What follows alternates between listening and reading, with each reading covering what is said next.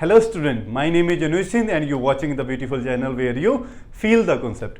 Today we are going to discuss a new topic of the chapter electric charge and electric field, and that topic is electric dipole and electric dipole moment. और आज के इस topic को करने से पहले recall कर लेते हैं प्रीवियस वन. अगर मैं स्टार्टिंग से बात करूं तो इस चैप्टर के अंदर अब तक जो जो चीज़ें कर आए, स्टार्टिंग में किया था चार्ज और उसकी प्रॉपर्टीज़ के बारे में, after that Coulomb's law and it's vector form, फिर अपन ने किया इलेक्ट्रिक फील्ड और इलेक्ट्रिक फील्ड इंटेंसिटी, और बीच में किया था electric field due two point charge और मल्टीपल चार्जेस की वजह से और सुपरपोजिशन प्रिंसिपल के बारे में. तो आज करने वाले हैं हम इलेक्ट्रिक डायपोल के बारे में, और ये जो टॉपिक है ये मोस्ट इंपॉर्टेंट टॉपिक है. अब तक के जितने भी टॉपिक्स हैं उनके अंदर कूलम्स लॉ के बाद अगर कोई इंपॉर्टेंट टॉपिक आता है तो वो इलेक्ट्रिक डायपोल आता है. और इलेक्ट्रिक डायपोल का जो नेक्स्ट लेक्चर के अंदर मैं बात लेके आ रहा हूँ वो और भी ज़्यादा इंपॉर्टेंट होने वाली है. तो एक बार बेसिक को समझना बहुत ज़रूरी है. तो डिस्क्रिप्शन के अंदर मैंने अपना नंबर दिया हुआ है और प्रीवियस जितने भी लेक्चर्स हैं उनके लिंक मैंने वहाँ पर आपसे शेयर किए हुए हैं. तो आपको कहीं भी प्रॉब्लम आ रही है तो आप प्रीवियस लेक्चर्स को आप डिस्क्रिप्शन के अंदर लिंक दिए हो वहाँ क्लिक कीजिए और आप देख सकते हो. तो आते हैं आज इस टॉपिक के ऊपर कि इलेक्ट्रिक डायपोल होता क्या है. तो इलेक्ट्रिक डायपोल, देखो नाम से ही इलेक्ट्रिक का मतलब होता है चार्ज और डाई का मतलब होता है टू, और पोल्स मतलब किनारे. अगर एक सिस्टम अपने को ऐसा मिले जिसके अंदर दो पोल्स पे, ये दो पोल्स हो गए, दो पोल्स पे दो चार्ज पड़े हुए हैं, इक्वल और अपोजिट चार्ज. एक ऐसा सिस्टम जिसके अंदर अपने को मिले दो इक्वल और opposite charge separated by a very small distance, या इसको बोला जाता है separated by a finite distance, तो उस सिस्टम को बोलेंगे डायपोल. उस सिस्टम को क्या बोलेंगे? डायपोल. तो आप इसकी इलेक्ट्रिक डायपोल की डेफिनेशन भी यही लिखोगे, ए सिस्टम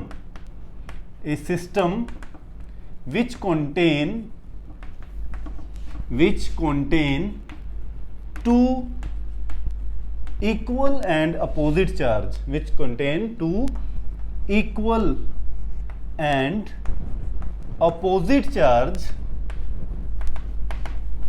separated by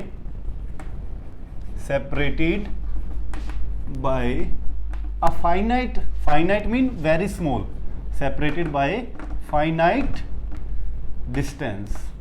तो इस टाइप का अगर अपने को कहीं भी सिस्टम दिखता है तो उसको क्या बोला जाएगा? डायपोल बोला जाएगा. और डायपोल के बारे में अगर मैं आपको बताऊं तो ये जैसे Na पॉजिटिव चार्ज है, ठीक है, एक मॉलिक्यूल Na है, ठीक है, और एक क्लोराइन का Cl नेगेटिव. अगर आप इन दोनों को मिला देते हैं, मिलाने पे इस वे के अंदर दोनों को एक बहुत ज़्यादा एक दूसरे के क्लोज ले आते हैं, तो फिर भी ये जो डिस्टेंस होता है ये सेंटर टू सेंटर होता है. तो ये जो माइनस, अगर ये मैं बोलूँ प्लस चार्ज और ये बोलूँ माइनस चार्ज, तो इन दोनों के सेंटर के इतना क्लोज लाने के बाद भी इन दोनों के सेंटर में एक गैप रह जाता है, एक स्मॉल डिस्टेंस रह जाता है, और इसी सिस्टम को बोला जाता है डायपोल बन जाता है एक. ठीक है, तो ये एक डायपोल. यहाँ पर मैंने इसकी वैल्यू 2L क्यों ली डिस्टेंस की? मैं जनरल इसको L भी बोल सकता था, ठीक है. तो 2L लेने के पीछे एक ही लॉजिक है यहाँ पर कि कैलकुलेशन थोड़ी इजी हो जाती है. आगे आप चल के देखोगे कि L को डिवाइड करना पड़ता है टू पार्ट्स के अंदर, क्योंकि इस डायपोल का जो स्ट्रेंथ रहती है वो हमेशा कंसिडर करते हैं इसके सेंटर से. तो सेंटर से अगर ये डिस्टेंस लोगे तो ये कितना हो जाएगा? L हो जाएगा, और इस तरफ वाला डिस्टेंस भी कितना हो जाएगा? L हो जाएगा. और अगर मैं ये सारा L लेता तो L/2 लेके आगे कैलकुलेशन के अंदर थोड़ी प्रॉब्लम आती है. तो इसलिए अपन इस डिस्टेंस को क्या कंसिडर कर लिया? 2L, ओनली फॉर कैलकुलेशन को आपने क्या करना है? ईजी करने के लिए. ठीक है. अच्छा, इसके अंदर दो पॉइंट याद रखने वाले हैं इलेक्ट्रिक डायपोल के अंदर. देखो, इक्वल और अपोजिट चार्ज हैं, तो टोटल चार्ज अगर मैं पूछूं इस डायपोल का कितना होगा नेट इलेक्ट्रिक चार्ज, तो वो क्या हो जाएगा? 0. ठीक है. The total charge of an electric dipole is always zero. ठीक है. सेकेंड थिंग, अब ये डायपोल अपने क्रॉस एक फील्ड बनाएगा. जैसे एक पॉइंट चार्ज अपने क्रॉस एक इलेक्ट्रिक फील्ड बनाता था, ऐसे ये डायपोल भी अपने क्रॉस एक इलेक्ट्रिक फील्ड बनाएगा. ठीक है. तो उसको बोला जाएगा electric field due to a dipole, जिसकी वैल्यू कभी भी 0 नहीं होती. जिसकी वैल्यू कभी भी जीरो नहीं होती, क्योंकि पॉजिटिव और नेगेटिव दोनों चार्जेस के बीच में यहाँ पर एक फाइनाइट डिस्टेंस रह जाता है, जिसकी वजह से टोटल जो इलेक्ट्रिक फील्ड होता है वो एक दूसरे के इफेक्ट को कैंसिल आउट नहीं कर पाता। ठीक है, तो हमेशा इस बात का ध्यान रखना कि नेट इलेक्ट्रिक फील्ड एक डायपोल का हमेशा जीरो होता है, और but net charge, electric field नहीं, नेट चार्ज एक इलेक्ट्रिक फील्ड का हमेशा क्या, एक डायपोल का क्या रहता है, जीरो रहता है। बट इलेक्ट्रिक फील्ड एक डायपोल का कभी भी जीरो नहीं हो पाता। But electric field can not be zero, can not be zero due to separation between charges, due to separation between charges. ठीक है, ये तो था इलेक्ट्रिक डायपोल के बारे में। अब इस डायपोल की एक स्ट्रेंथ होती है जो बताती है कि कितना इलेक्ट्रिक फील्ड बनाएगा वो। तो इस डायपोल की स्ट्रेंथ को बोला जाता है इलेक्ट्रिक डायपोल मूवमेंट। ठीक है, तो ये अगर राइट कर ले बेटे तो मैं रेज कर दूं।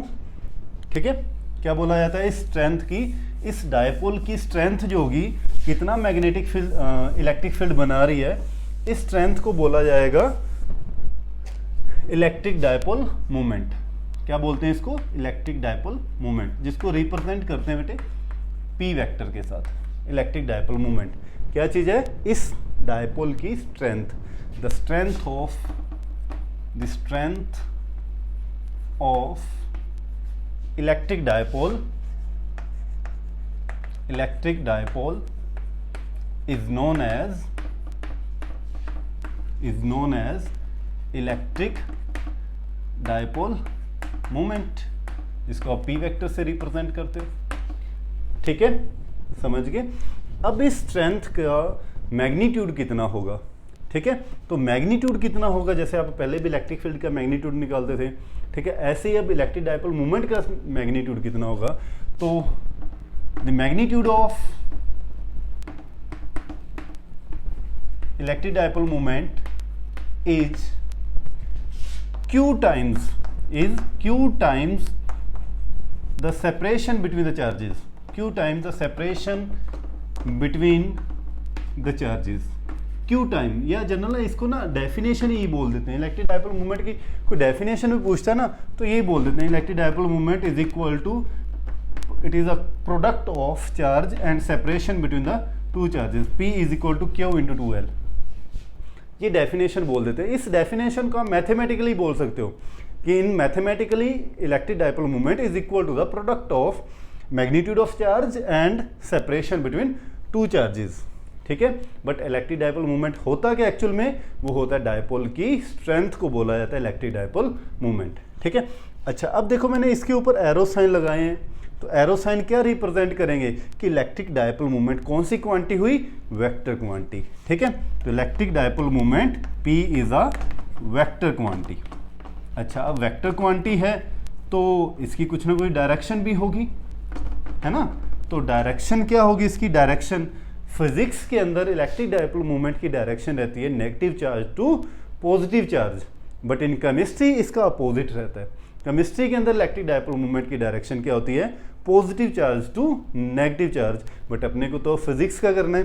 तो फिजिक्स में P की डायरेक्शन क्या होगी, from negative charge to positive charge, negative charge to positive charge. ये पॉइंट लिख लेना, सबसे इंपॉर्टेंट पॉइंट है ये वाला, the direction of P from negative charge to positive charge. ठीक है, ये बात क्लियर होगी बेटे। अच्छा, अब इसके एसआई यूनिट के ऊपर भी आप बात करें तो इसका एसआई यूनिट इसके फॉर्मूले से ही आप बना लो।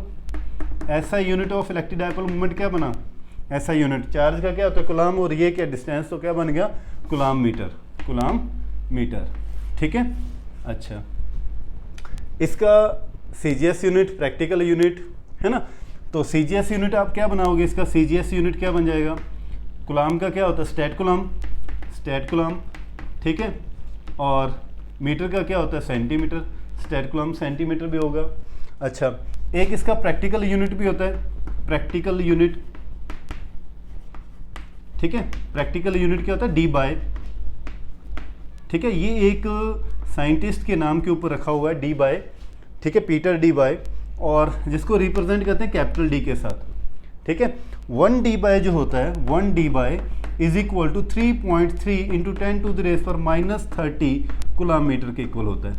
1 debye is equal to 3.33 into 10 to the raise पर -30 कूलम मीटर के इक्वल होता है, और 1 debye is equal to 10 to the raise पर -18 स्टेट कूलम सेंटीमीटर के इक्वल भी होता है, स्टेट कूलम सेंटीमीटर के इक्वल भी होता है, ठीक है।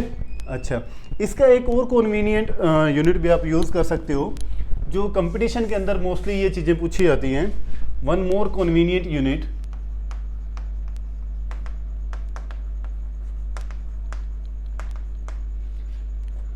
वो होता है इलेक्ट्रॉन नैनोमीटर। शॉर्ट फॉर्म में इसको लिखा जाता है ENM, इलेक्ट्रॉन नैनोमीटर, ठीक है।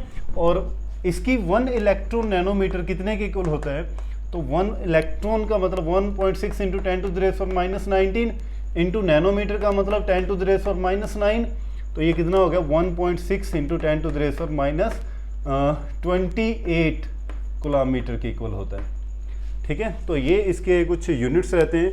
मेनली आपको जो यूनिट याद रखना है वो इसका कूलम मीटर याद रखना है, ऐसा यूनिट। नेक्स्ट लेक्चर के अंदर लेके आएंगे इलेक्ट्रिक डायपोल मूवमेंट से रिलेटेड, आपको इलेक्ट्रिक फील्ड कैलकुलेट करना होगा एक्सियल लाइन के ऊपर। नेक्स्ट जो वीडियो आएगी उसके अंदर इक्वेटोरियल लाइन के ऊपर आप बात करेंगे।